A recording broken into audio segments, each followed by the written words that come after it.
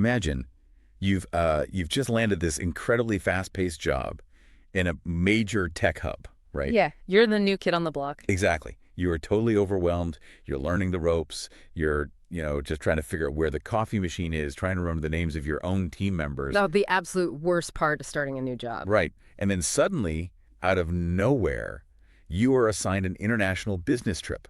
Oh, wow. Yeah. And not just like a simple fly-in, fly-out kind of meeting.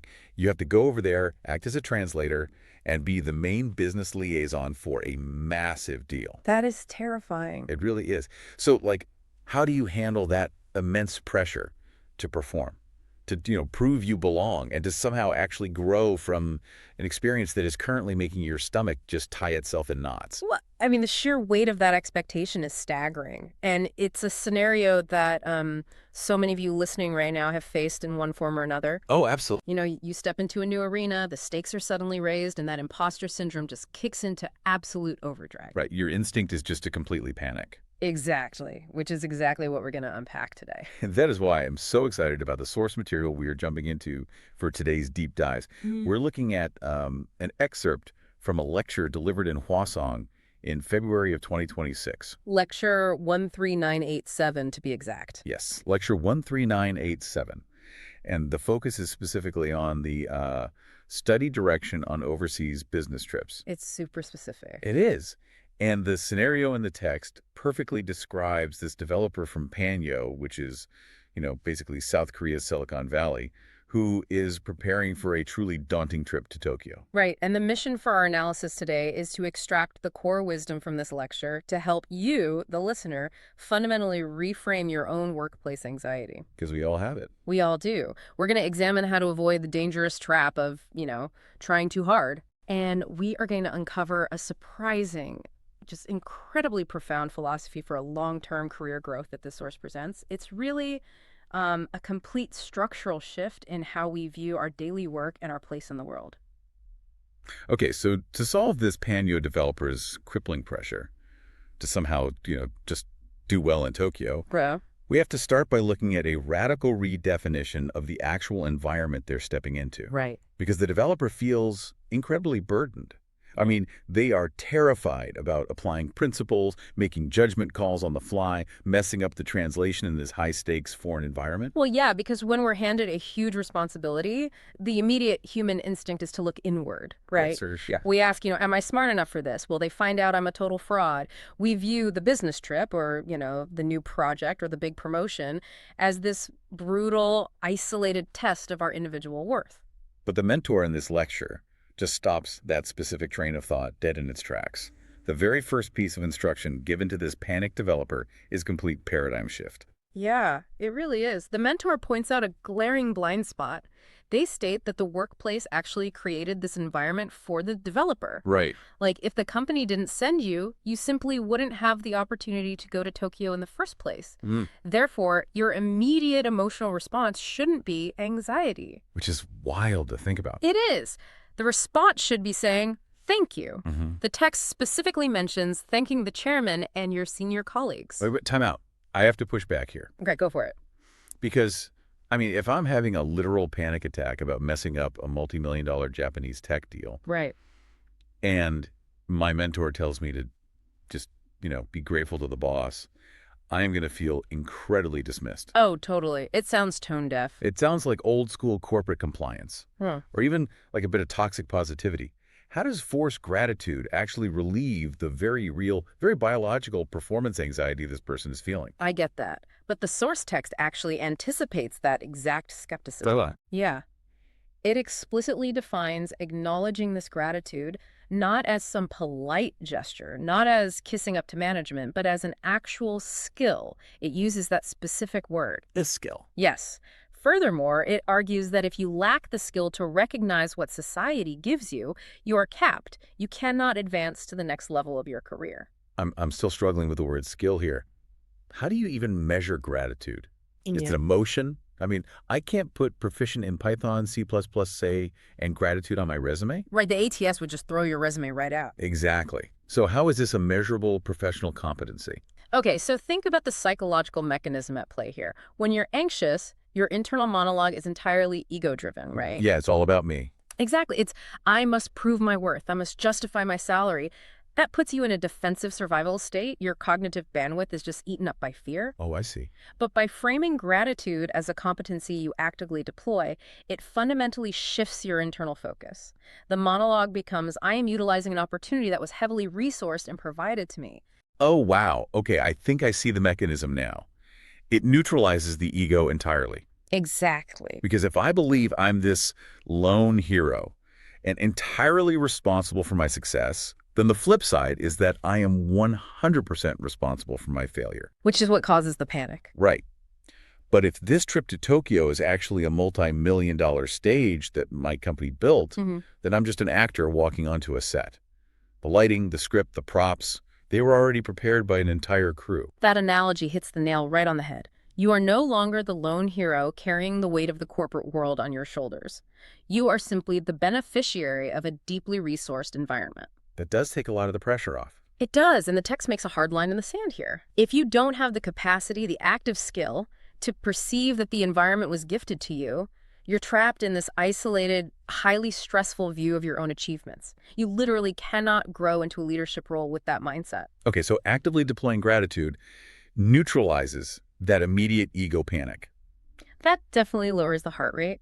But, acknowledging the boss and the company still feels a bit, I don't know, localized. It doesn't seem profound enough to change my entire career trajectory.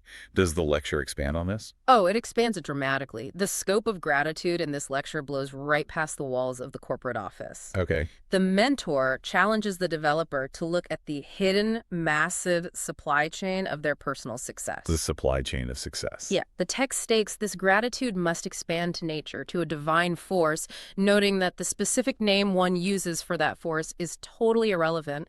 And then it brings the focus right back down to the literal pavement outside. What do you mean? The mentor specifically highlights the street cleaner and the sweet potato vendor. Wait, a sweet potato vendor? What does a guy selling snacks in the corner have to do with a software developer flying to Tokyo to close a tech deal? Well, the source is remarkably specific here. It claims that not even 0.1 millimeters of the company's growth is disconnected from society. 0.1 millimeters. Right. The vendor and the street cleaner are applying their energy and their efforts in their respective places. Their labor maintains the societal infrastructure and the baseline economic energy that allows a high-tech company to safely operate, innovate, and thrive. Oh, man. It's like looking at the latest flagship smartphone, right? Go on. We hold this shiny, perfectly machined piece of glass and metal, and we throw all our praise at the brilliant tech developer in Silicon Valley, or in this case, Panyo. Naturally. But we completely ignore the truck drivers who transported the raw materials. We ignore the miners who extracted the lithium from the earth. We ignore the people sweeping the streets outside the assembly plant. Yes. The source is basically arguing that our pristine individual success is actually built on top of this massive, gritty, invisible web. And the source takes that invisible web and stretches it across the entire globe. Moving to a macro level, the text neutrally observes that South Korea's immense economic growth didn't happen in a vacuum. It wasn't just driven by Korean citizens. Exactly. It points out that this growth was heavily supported by the roles played by Japan, North Korea, Africa, and the United States. Every single part of humanity contributes to the environment you currently inhabit. So by zooming out that far, my stressful little Tokyo business trip suddenly becomes tiny. Right. But in a deeply comforting way. The ultimate relief valve for anxiety is realizing the sheer scale of the support holding you up. The roads the developer takes to the airport, they were paved by someone else. Yeah. The aircraft was engineered by thousands of minds over decades. The economic environment that makes the Tokyo meeting even possible is the result of intricate, century-long international relations. That is heavy, but in a good way. When you internalize that 0.1 millimeter concept, you realize you're just playing one small part in a massive ecosystem. You don't have to force the universe into place. It's already holding you up. I really love that shift in perspective. But let's get practical for a second. My ego is neutralized, and I realize the global supply chain got me the plane ticket. But eventually, I still have to sit down at the conference table in Tokyo and actually, do the work. You still have to do your job, yeah. Right. I have to translate the documents. Does the lecture give this developer a practical toolkit for the execution of their job. It absolutely does. And this brings us to what might be the most transformative concept in the entire lecture. It's called the cup principle. The cup principle. Yeah. The mentor uses this as a profound metaphor for intent and how the quality of our thoughts directly dictates our career trajectory. Okay, so the mentor sets up a hypothetical, right? Yes. If you are making a cup and your only motivation is to earn enough money to survive, just to literally feed yourself, then the fundamental quality of your thought process is incredibly low. Right. The text warns that if you operate this way 30 years later, you will still just be scraping by making cups. You will be stuck in exactly the same position. Because when you're operating in survival mode, your vision narrows entirely to the immediate transaction. The biological mechanism of stress actually restricts creative thinking. Your brain says, I make a cup, you give me money, I eat today. Pure survival. Exactly. There is zero cognitive bandwidth available for innovation because all your mental energy is just consumed by basic self-preservation. So let's translate that out of the metaphor and into the developer's tech job. Okay. Making a cup just to survive is the equivalent of like a programmer writing sloppy bare minimum code just to hit a Friday deadline, avoid getting yelled at by the boss, and keep their paycheck. We've all been there. Right. They aren't thinking about the software's long-term architecture. They're just surviving the sprint cycle. But the mentor then offers the alternative path.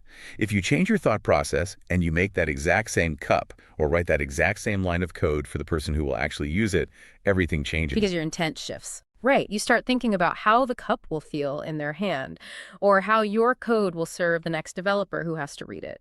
The text claims that this specific mindset shift causes your creativity to spike. Wow. And within 3 to 5 years, this leads to rapid compounding growth. Well, yeah, because writing clean, beautiful, user-centric code means you're actually solving problems, not just creating future technical debt. And the text notes that this naturally elevates you. You stop being someone who just executes tasks, and you begin operating as an executive who works for the benefit of society. Wait, stop there. Because focusing on the user is basically Silicon Valley 101. Right? It's just standard user-centric design, Yeah. empathy for the customer. But earlier, you promised a surprising philosophy. Elevating user-centric design to an executive level doesn't feel entirely revolutionary on its own. I get why you'd say that, but the lecture takes it far beyond a business tactic to just increase user retention. Okay, how so? It introduces a deeply rooted philosophical framework to explain why this trajectory actually happens. It ties the cup principle directly into the concept of Hongekingan. Hongekingan. Right, which refers to raising leaders who actively contribute to the co-prosperity of humanity. Okay, co-prosperity of humanity is a massive concept. It is, but it breaks it down further by distinguishing between two approaches to doing good. It mentions the need to focus on Igwangang-ik, Which means? which means prioritizing broad public benefit, and it contrasts this with Itahang, which is simple, interpersonal altruism. Hold on, we definitely need to break those terms down. What is the actual difference between altruism, Itahang, and broad public benefit, Ikwangongek? They sound similar. To a layman, those sound completely identical. The difference lies in the mechanism of scale and system. So Yeah. altruism, Itahang, is personal and one-to-one. Okay. It's helping an elderly person carry their groceries across a dangerous street. It's a beautiful, necessary human action, but its impact is localized to that single moment. Broad public benefit, Aiguangong, is looking at that dangerous street and designing a better crosswalk system or reprogramming the traffic lights so everyone can cross safely. Ah. So altruism is treating the symptom, but broad public benefit is architecting the cure. Exactly. And by focusing your work on Aiguangongik, your brain literally has to rewire itself to solve larger, more complex puzzles. Because you're thinking systemically. Right. You shed your cognitive blind spots, You- you stop thinking about making a single transaction work, and you start thinking about how systems interact. That makes so much sense. That's why the text says you naturally rise to the level of an executive. You aren't just given a fancy title. Your mental architecture has literally evolved to match that of a true leader. That is incredibly inspiring. The idea that user-centered design isn't just to, sell more apps, but is actually a stepping stone to evolutionary personal growth. It really is. But honestly, if I'm that developer from Panyu and I'm boarding my flight to Tokyo, this might actually make my anxiety 10 times worse. How so? Well, before, I just had to translate some contracts and try not to spill coffee on my suit. Now, you're telling me I have to go to Tokyo and carry the moral imperative of contributing to the global co-prosperity of humanity. Oh, I see. That sounds utterly paralyzing. Well, the mentor fully anticipates this exact feeling of being crushed under the weight of this newfound philosophy. Thank goodness. And this is where they deliver a highly counterintuitive but deeply pragmatic final piece of instruction. The text explicitly warns the developer, don't try too hard to do well. If you do, you'll get blocked. It is such a brilliant paradox. I mean, the mentor spends an hour explaining the massive interconnected web of the universe, the global supply chain of success, and your profound moral duty to elevate humanity through your daily work. Right. And then as you're walking out the door says, but hey, don't try too hard. The mentor specifically says, do not force yourself to live by the cup principle immediately. Like, it's a vast vision to grow into over years. It's not a rigid checklist for tomorrow morning's introductory meeting. No, definitely not. The text warns that trying to force this philosophy into immediate action will lead to overload and will actually make you look weird to other people. And we all know that exact person, right? Oh, 100%. Someone who just read a heavy philosophical text or some profound self-help book over the weekend, and they lack the patience to let it settle. Oh, absolutely. It's the guy at the Monday networking event who is staring deeply, unblinkingly into your eyes while handing you a business card, intensely whispering about synergizing for the co-prosperity of our souls. Yes. It makes everyone in the room incredibly uncomfortable. Because they are performing the philosophy, they're not living it. True learning and philosophical shifts are absorbed over time. Right. The mentor is stating that if you try to actively process these massive concepts while trying to navigate a complex social environment in Tokyo, your brain is just going to short circuit. It is exactly like trying to manually control your breathing or your blinking. Oh, that's a great comparison. Right. Usually your autonomic nervous system just handles it in the background. But the second you start overthinking, okay, breathe in, wait, am I blinking enough? Yeah. Now breathe out. You become hyper aware of your own body. And you start stumbling around like a malfunctioning robot. Exactly. You lose all natural grace. If you overthink your profound purpose while bowing and exchanging business cards, you're going to be completely disconnected from the actual humans in the room. The pragmatism of the source here is what makes it so applicable to modern life. Let the knowledge absorb naturally. That's the mentor's phrase. I love that. The advice for the actual trip is refreshingly simple.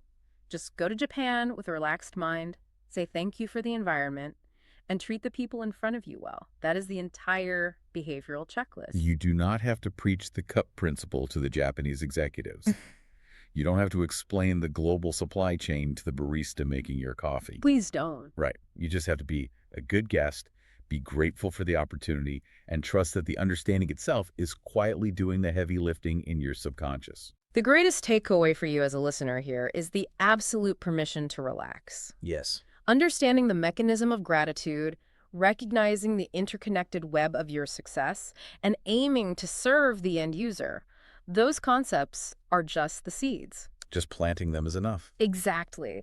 When you trust that the knowledge has been absorbed, your baseline behavior naturally, effortlessly shifts. You become more empathetic, more observant, and more creative without ever having to grind your gears trying to, quote unquote, be a good person. Well, we have covered an incredible amount of ground today, pulling some very deep insights from lecture 13987. Let's quickly retrace the path we've taken. Sounds good. We started with the crippling, ego-driven pressure of a high-stakes work environment. The first step to neutralizing that panic is reframing the environment as a provided gift and actively deploying the skill of gratitude to shift our focus outward. Right. And once the ego was quieted, we expanded that perspective globally. We acknowledged that our individual success is really an illusion. A total illusion. Our achievements are fully supported by the unseen efforts of everyone, from the sweet potato vendor on the corner to the intricate historical economic interactions between entire nations. The universe is holding you up. Then, we looked at how to approach our daily tasks through the cup principle. We explored the danger of survival mode, which restricts creativity and keeps you stagnant, and contrasted it with the power of intent. By shifting your focus from survival to serving the end user and aiming for broad public benefit, you literally rewire your brain to solve larger problems. Which naturally accelerates your growth into a leadership role. Exactly. And finally, the crucial safety valve. Do not force the philosophy. Do not try so hard to be profound that you overload your brain and become socially weird. Don't be the weird guy at the networking event. Right. Let the knowledge absorb, relax your mind, and simply treat the people around you well. So what does this all mean for you listening right now? The next time you're facing a terrifying new project or stepping into a role you feel completely unqualified for or boarding a flight for a daunting business trip, I want you to stop trying to be the isolated hero. It's exhausting. It is. Stop believing you have to justify your existence entirely on your own merits. Take a moment to look at the invisible, massive web supporting you. Take a breath. Relax into the environment that has already been meticulously prepared for you. Yes. And just focus on being helpful to the person sitting directly across the table. It's a radical yet deeply calming shift in perspective. And as we wrap up this deep dive, I want to leave you with one final thought to mull over. Oh, I'm ready. We have spent a lot of time today acknowledging the invisible contributions of others, from the street cleaner to the global supply chain, the people whose quiet daily energy elevates you. Right. But consider the flip side of that massive web. What unseen foundation are you currently building through your daily routines, your quiet efforts, and the quality of your coding, writing, or planning? What are you doing right now that will eventually become the launch pad for a total stranger's future success without you even realizing it?